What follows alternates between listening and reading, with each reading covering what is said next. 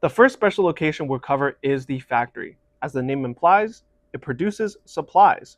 So this area is a resupply area to resupply your water bottles and your vehicle paintballs. Now, how does this work? It's real simple. Your squad leaders will radio to your troop commanders, and your troop commanders will then pass this message on to your base commanders. Your base commander will then radio any squad that's currently at the factory to make sure that there's at least 4 players within the 100 feet radius. Once that's confirmed, an admin will be dispatched with the supplies requested to the factory. Once it's there, if there's still the 4 players there and there's a defensive position, then the supplies will be offloaded and then your team members resupply from that location. Now there's 2 conditions in where this resupply system will be canceled. Number 1 is if the factory is under attack or under current engagement. So if the admins arrive and it's currently being shot at and there's a lot of action, then the resupply will be canceled. The second condition is if the admin arrives and there's less than 4 of the minimum players required, then again, the resupply will be canceled. For the factory water resupply, use it wisely, right? You want to make sure you have enough to last the whole event, as well as enough for it to be distributed to your medics and also other players that need to resupply. But just a tip, you can always request additional water to be delivered and then transport that, right? If you have a transport vehicle or whatnot, transport that to all your flag points and special location areas. So each area has a little bit of water so that your teammates can resupply faster. This also makes it a little bit easier because now you have 2 main resupply points. You have the factory and as well as the team banner for your primary resupply for water bottles. And if each flag point has a little bit of water, your teammates don't have to travel to a specific area to resupply. Now that is the factory. So in this part, we'll talk about the next special location, which is the Firebase. As the name entails, the Firebase produces an artillery strike that will completely destroy anything within a 300 feet radius, which is roughly about 1 map grid on the map. The artillery strike kills anything in there. It kills friendlies, it can kill the enemy, it can also kill vehicles.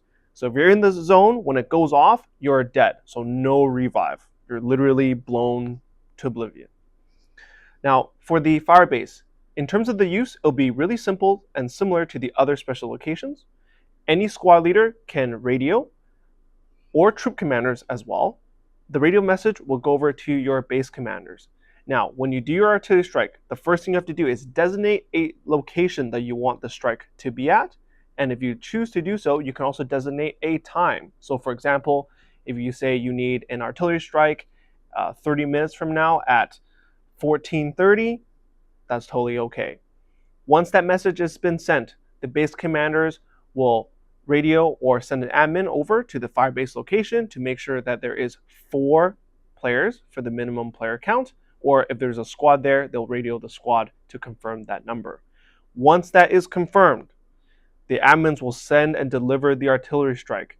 During this time, the artillery strike cannot be canceled, so place your strike wisely. During the strike, what's going to happen is you're going to hear a siren or a whistle, and roughly within a 30-second period, this is kind of your initial warning to get out of the zone. Once that happens, you'll hear a loud banger shot to simulate an artillery strike, and then a red smoke will be delivered. The red smoke, you can see our smoke video on how that would work, but basically once that you see the red smoke, if you're within 300 feet, you are dead. Some quick tips for the Firebase. Again, because it destroys both friendly and enemy, it's really effective at clearing an area.